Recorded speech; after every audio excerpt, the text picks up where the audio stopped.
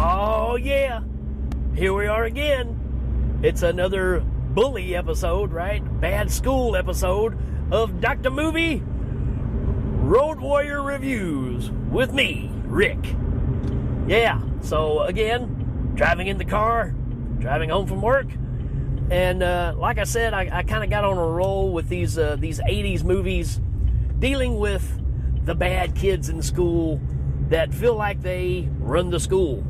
And there is not one any more clear than that. Than this one we're going to talk about today from 1982, the class of 1984, right? So 1984 has always got a lot of annotations to it, right? Because of the Orwellian book, right? 1984, Big Brother is watching. You got all that kind of aspect of it. This is 82 portraying how bad things are going to get very quickly. And that's the beauty of this film. It's an R-rated flick, and there's an absolute reason why. This movie goes places that a lot of these other movies just don't go.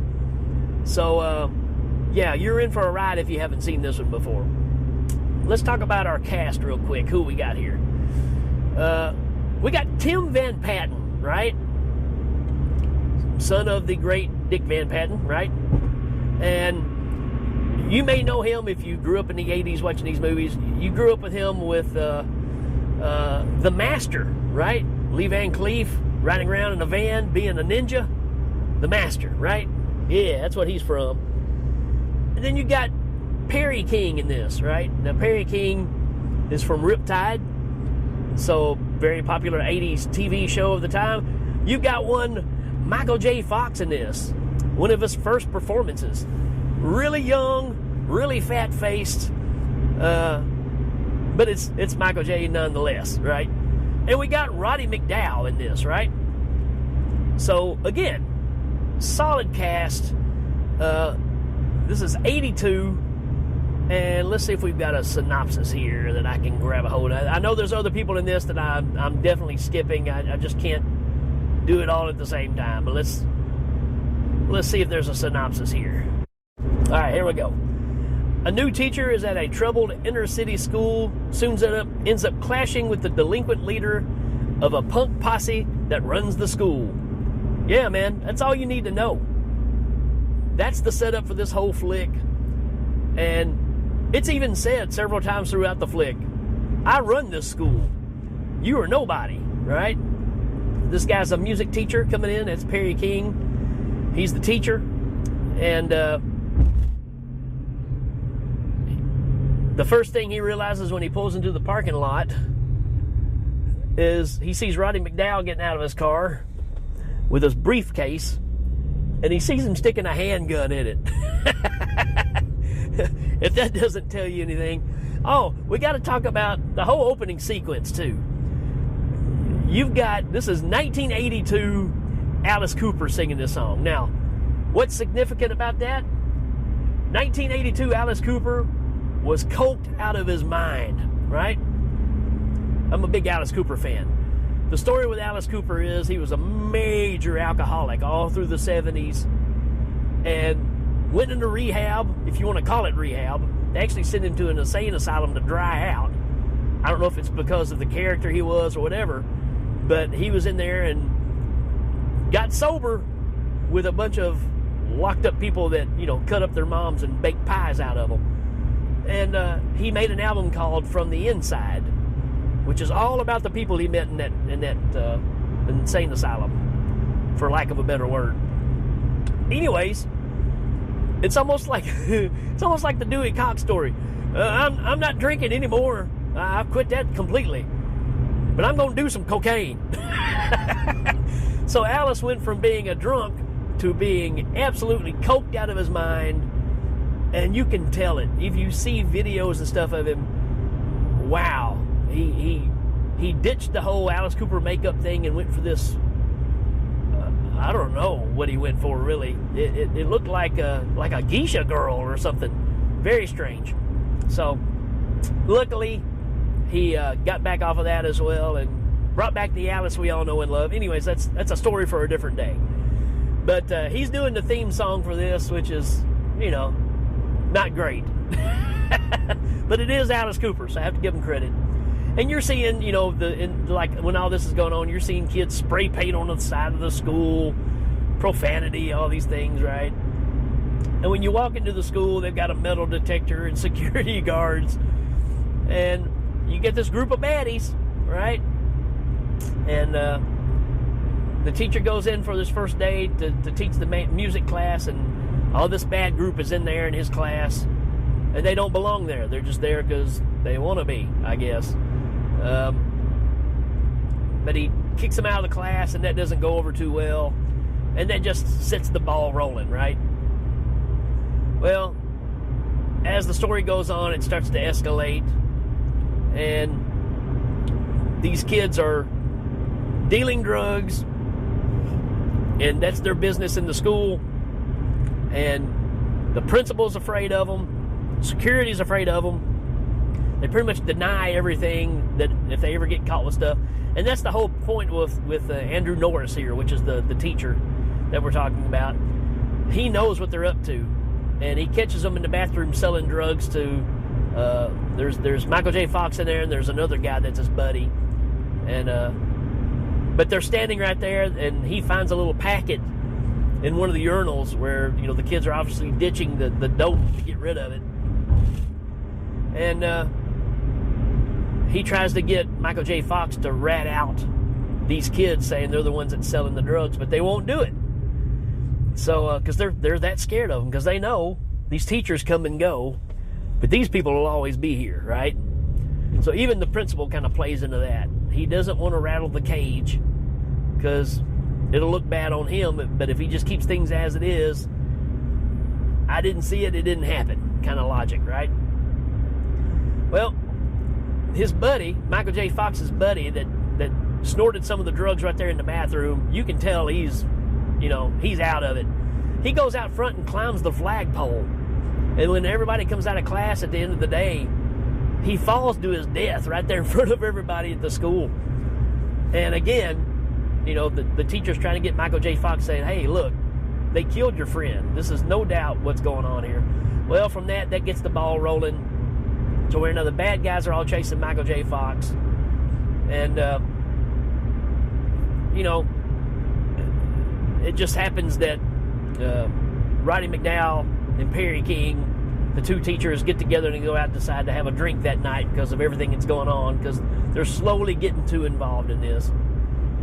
Well, they're driving down the road and they see Michael J. Fox and one of his friends running, and you see the bad guys all chasing after them. And so they follow him down the alleyway, and they end up saving Michael J. Fox and his other friend, but they both get beat up pretty bad. But they save the day. But that just makes things worse. So because Michael McDowell was there, he's the science teacher, they go into his classroom when school is closed and kill every animal that he's got and just make a gross display out of it. It's terrible. And of course, that just pushes him over the edge. And at the same time, the leader of this group is trying his best to get at Andrew Norris, which again is the music teacher, right? Because that's the guy that's trying to rat him out, get him in trouble. They even come by one night, bust the windows out of his car and set his car on fire, throw a Molotov cocktail in there and just blow it up. So these are the kind of people you're dealing with, right? Well, this just escalates and escalates and escalates. This movie is really something. It really is. It gets to where Roddy McDowell gets in his car and decides to chase them down and tries to run over them in his car. But he ends up dying in a fiery death in his car. And, I mean, he's got them at gunpoint in his classroom. And they've called security and everybody, and they call, again, Perry King, Andrew Norris, to come in and try to talk him down because he's pointing the gun right at all their heads because he knows they're the ones that killed his animals. And like I said, he ends up pulling the trigger, but they knock it out of his hand just in time to keep him from shooting any of the kids, and all the kids get out. And like I said, that next night, he hunts them down in the car and ends up crashing the car and dying. But then there's a big music recital that, you know, the teacher's been working with this group of misfits that could hardly play, and now they're sounding really good, and they're doing this big presentation, a big, you know, concert for the school, for grants and all this kind of stuff. And while they're getting prepared for that, this group of baddies go to the teacher's house and rape his wife and take Polaroids of it. And while they're getting ready to perform this concert, the girl that's in the group goes up or hands the pictures to one of the ushers, and they take the picture up to the teacher, and he sees these guys with his wife, and he just takes off, right? They've kidnapped his wife. They're going to try their best to kill this teacher off, but he ain't going down without a fight. And fight he does. This movie is, it gets pretty gruesome. Way more than I expected, right? There's this one guy that's got a mohawk, and they get in a big confrontation, big fight, and wow, they end up on this table saw, and it's pretty brutal. It could almost be from a Fulci film, right? I was really surprised at the violence in this, and it doesn't stop there. I mean, that's just one guy down, right? He ends up setting one guy on fire, crushes one guy with a car that's suspended in the air. I mean, it's full tilt boogie, baby. He means business. And the main bad guy has got the girl up on the roof, which is over at the school. Now, all this is happening at the school while this concert is going on. The best friend of Michael J. Fox, who Michael J. Fox ends up getting stabbed in a big brawl in the lunchroom. It's all a setup, right? They want this big distraction to have this fight going on while Michael J. Fox gets stabbed because they don't want him ratting everybody out. And wow, I mean, it's just, this thing it's really unlike anything else I've seen where it involves so much of the school. And the fact of the fight on the roof while this orchestra is performing, and the way it ends, which I'm not going to tell you because I don't want to ruin it. But if you like 80s revenge flicks of any kind, if you like movies where the bad guys get their up and comings, this is it. This is a solid flick. And again, really surprised at the level of violence this thing dishes out. That's the beauty of the 80s. Oh, by the way, I forgot to mention, Tom Holland wrote the story for this, so that explains a lot right there. Now, I'm talking about Tom Holland from Fright Night, Child's Play, that Tom Holland, not your Spider-Man, right? And so that really, again, gives this another level of credibility that normally I just kind of go in, but when I saw his name, I was like, okay, this is going to be solid, and it is. It's a very solid flick. So,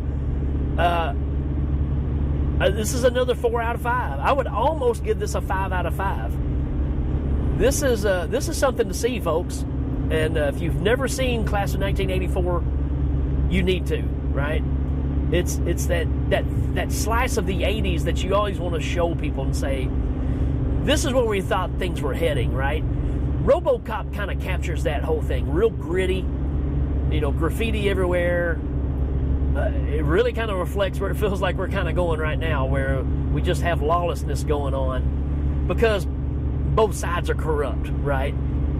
It's really what it feels like. And that's really kind of what you walk away with this movie. So I definitely recommend this movie. It's on Tubi. Check it out. And you can't go wrong with it.